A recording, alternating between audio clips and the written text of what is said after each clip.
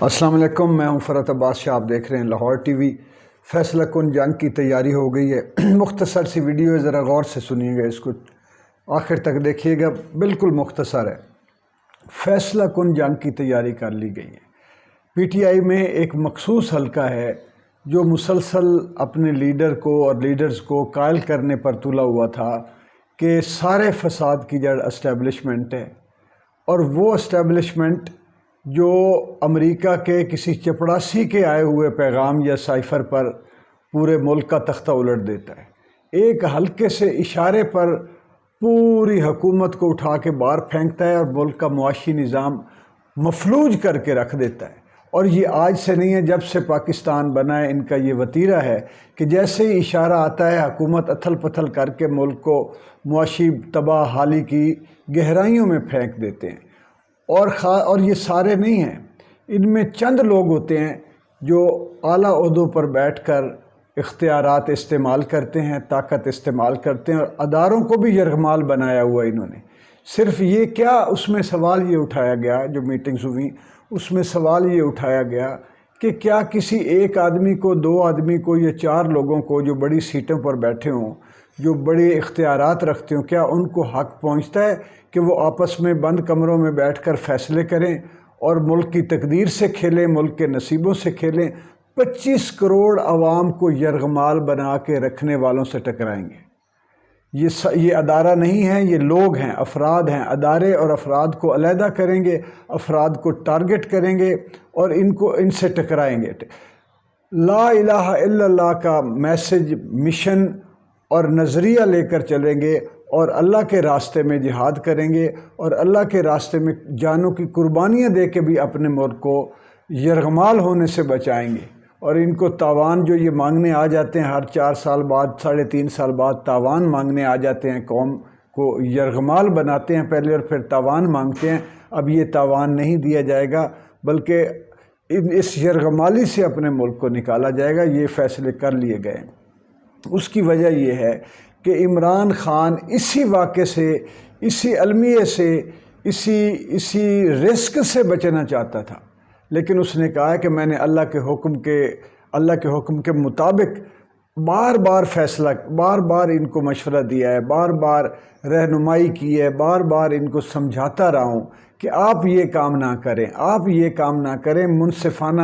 منصفانہ نظام قائم کریں، جو ادارے اپنا جس کا جو فرض ہے۔ عدل یہ ہے کہ جو جہاں بیٹھا ہے، جو جس کا فرض ہے، جس کی ڈیوٹی ہے، وہ اپنا کام کرے، وہ دوسروں کے کام میں مداخلت کر کے ملک کو، عوام کو تکلیف اور اذیت نہ پہنچائے۔ اب یہ تو نہیں ہو سکتا کہ چند بندے فیصلے کریں اپنے ذاتی مفادات کی خاطر، اپنے آقاؤں کے اشاروں پر چند بندے فیصلے کریں اور 25 کروڑ عوام کے نصیبوں سے کھیلیں۔ اس وقت پاکستان صرف 3 مہینے میں ایسے جہنم میں جا پڑا ہے کہ جس سے ہم نے کوشش کی تھی 3.5 سال نکالنے کی، ایک ایک دن عذاب اور مشکل اور مصیبتوں کا سامنا کر کے ملک کو ٹریک پر لائے تھے، اور جب ملک نے فلائی کرنا تھا، اڑنا تھا، آسودگی کی طرف بڑھنا تھا، ایک چھوٹا سا کسی چپڑاسی کا اشارہ آیا، ان کے آقاؤں کے ایک ادنا سے بندے کا اشارہ صرف آیا، اور وہ اشارہ ہم تک پہنچنے سے پہلے ان تک پہنچا، اور اس نے اڑا کے رکھ دی، پوری حکومت کو اڑا کے رکھ دی اور ملک کو تکلیف میں اور عذاب میں ڈال دیا۔ اب فیصلہ کر لیا گیا ہے کہ یہ اسٹیبلشمنٹ پورے ادارے نہیں ہوتے۔ اگر عدلیہ کی بات ہے تو عدلیہ کا ہر جج جو ہے وہ اپنے ضمیر کے خلاف فیصلہ کرنے والا نہیں ہوتا، اچھے جج بھی ہوتے ہیں۔ اگر فوج کی بات کریں تو ہر جرنیل جو ہے وہ اشاروں پر عمل کرنے والا نہیں ہوتا۔ بڑے بڑے باضمیر اور غیرت مند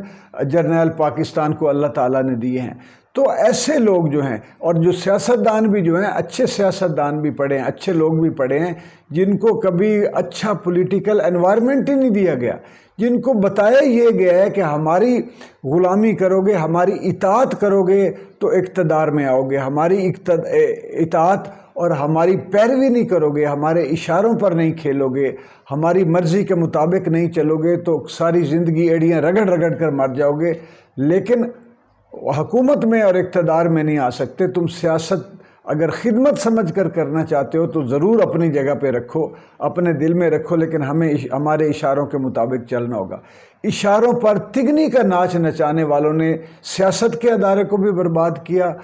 انصاف کے ادارے کو بھی برباد کیا، اور دفاعی اداروں کو بھی برباد کر کے رکھ دیا۔ تو اور یہ اداروں کا اس میں کوئی قصور نہیں ہے، یہ چند افراد ہوتے ہیں جو اوپر بیٹھتے ہیں اور اپنے آقاؤں کے اشاروں پر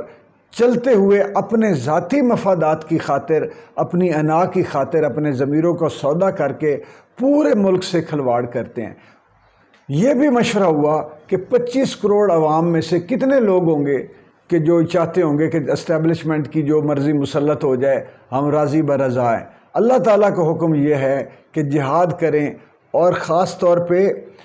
جو ظلم کے خلاف، بے انصافی کے خلاف اور بے عدلی کے خلاف جہاں بھی کوئی کچھ بھی ہو رہا ہو معاشرے میں، تو اس کے خلاف کھڑا ہونا، بولنا، ہاتھ سے روکنا، ہر طرح سے روکنا جو ہے، جتنی اللہ تعالیٰ نے استطاعت دی ہو۔ یہ بہت خطرناک فیصلے کر لیے گئے ہیں، اور اب اگر یعنی یہ ٹکرانے سے اب رکنا کسی نے نہیں۔ عوام پہلے ہی تیار تھی، عوام اس لیے تیار تھی کہ پچھلے 70 سالوں میں عوام کے ساتھ جو کچھ ہو چکا ہے، یہ عوام کے جنہوں نے دیکھا ہے انہوں نے اپنی نسلوں کو بتایا، اور اس وقت جو موجود ہے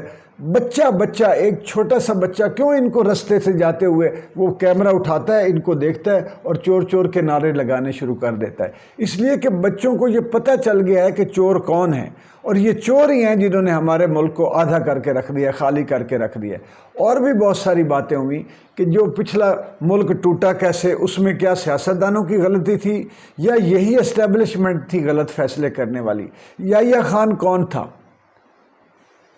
اور اس کے علاوہ سکندر مرزا کون تھا، پھر امریکہ سے جو آیا ناگرا وہ کون تھا، اس کے بعد بھٹو کی حکومت الٹانے والا کون تھا، اس کے بعد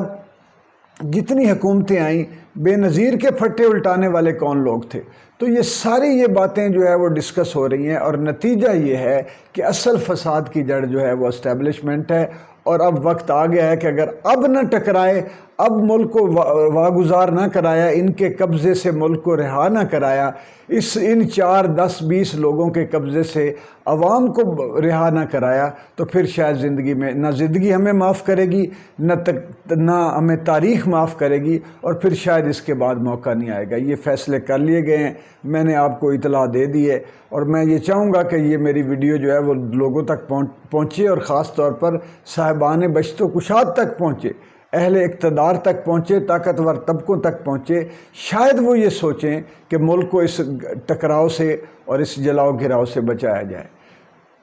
دعا کریں اللہ تعالیٰ پاکستان کو سلامت رکھے، امن رہے، کسی کی جان نہ جائے، دنگا فساد نہ ہو، اور اللہ تعالیٰ ان حریصوں، اقتدار کی حرص کے مارے ہووں کی آنکھوں سے پٹیاں اتارے، ان کے دلوں کو اللہ تعالیٰ نرم کرے، ان کے سینوں میں دلوں کی جگہ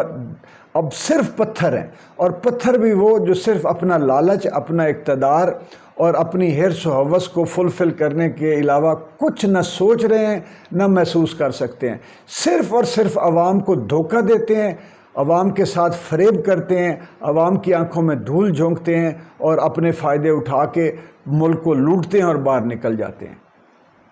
دعا کیجیے گا، لاہور ٹی وی کو سبسکرائب کر لیں، ویڈیو کو لائک اور شیئر ضرور کریں، اور دعا کریں کہ ملک سلامت رہے۔ بہت شکریہ۔